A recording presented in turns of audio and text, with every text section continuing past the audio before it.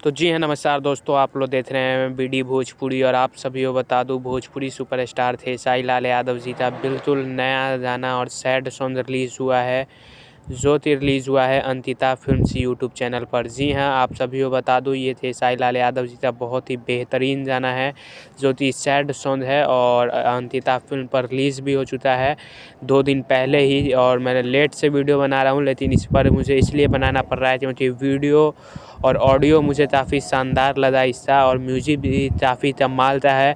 और बताया जा रहा है कि ये भी गाना चोरी का है, तो इस पर आप लोग ध्यान मत दीजिए। भोजपुरी में ये सब बहुत नॉर्मल सी बात हो रही है, तो आप लोग जाइए सुनिए गाने। तो अंकिता फिल्म पर वीडियो सॉन्ग रिलीज़ हुआ है, वीडियो में नित्या भारद्वाज नज़र आई हैं। तो जिन्होंने सुन लिया है सैड सॉन्ग, कैसा लगा? क्या आपके दिल को छूने वाला ये गाना लगा या नहीं? कमेंट में ज़रूर बताइएगा।